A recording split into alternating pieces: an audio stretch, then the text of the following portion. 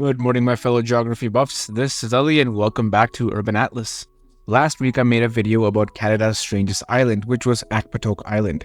I also had a ton of comments from viewers talking about many different types of islands that they would consider the most strangest island in Canada. And many people recommended to make this into a series talking about all these strange islands that can be found within Canada. Taking all that into account, I've decided to make this into a series. And thus, this will be part 2 of the series, with part 1 being the original video. And in this video, we're going to be discussing an archipelago of islands within Canada that might be just as strange as Attribution Island. So without further ado, let's get started.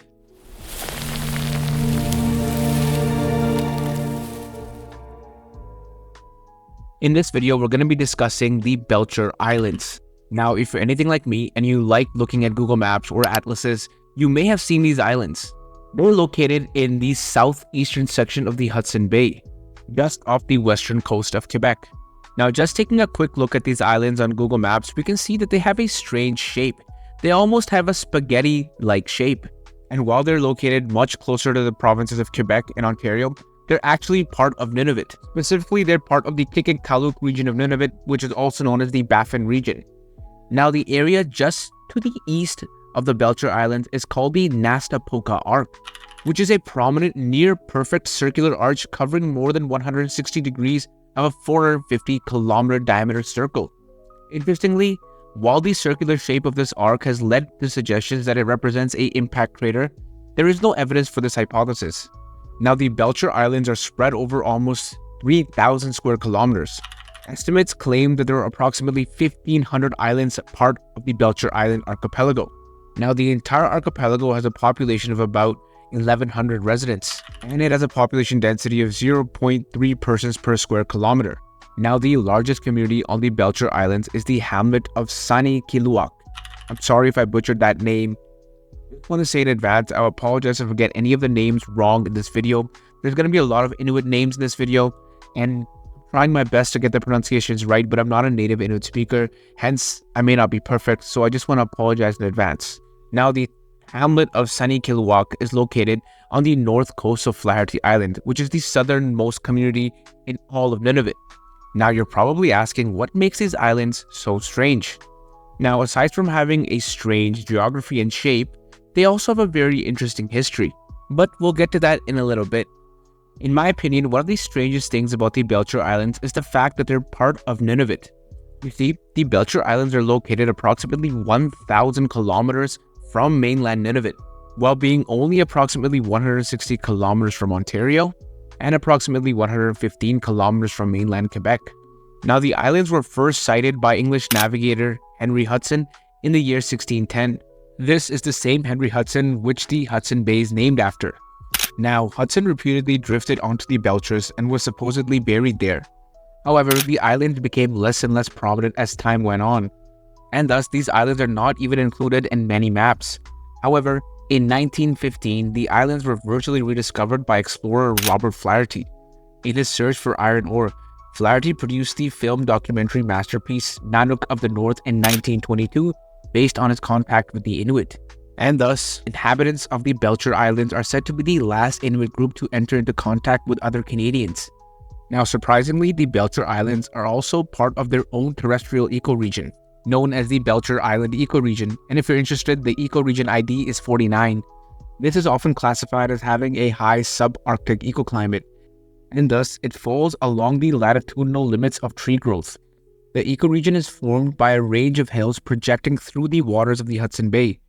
The hills are composed of resistant Proterozoic sedimentary and volcanic rocks elaborately folded into long, curved, hairpin-like structures, thus giving the islands its strange spaghetti-like formations. Bedrock outcrops are common along the islands. Additionally, permafrost is extensive and discontinuous with low to no ice content.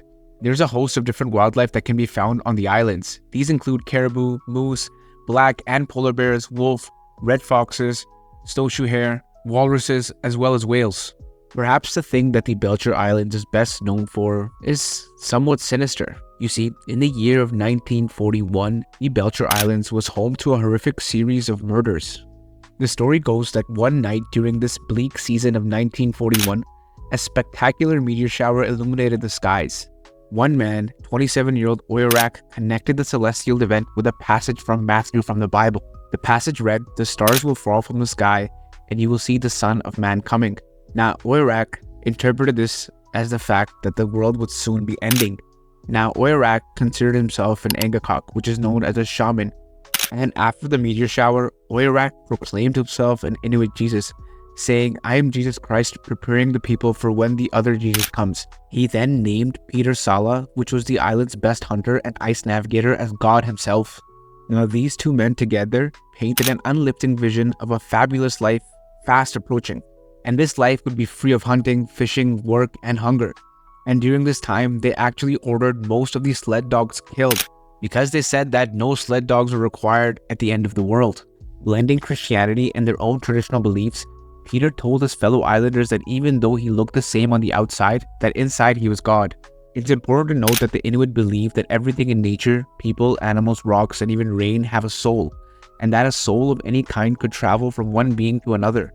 And thus, a person might look the same on the outside but could now have a completely different spirit inside. Now, when a teenage girl disagreed with Peter that he was God on the inside, he declared her to be Satan. Her half-brother, a zealous follower of the two men, brutally murdered her in cold blood. And soon after, two additional men that were non-believers of Oirak and Peter were also killed.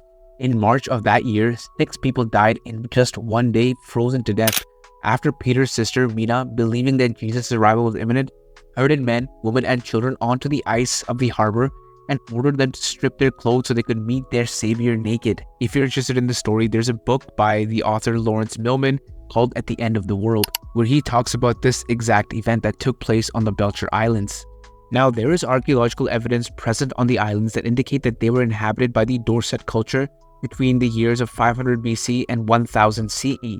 And from the years of 1200 to approximately 1500, the islands were inhabited by the Thule people.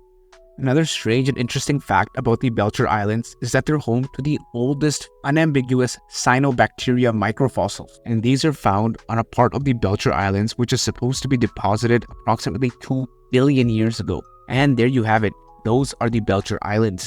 And I believe that their strange history, unique geography, and isolated location make them one of the strangest island chains in all of Canada.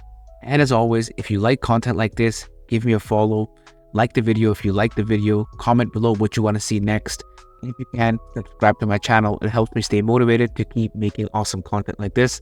I'll catch you guys in the next one. Peace.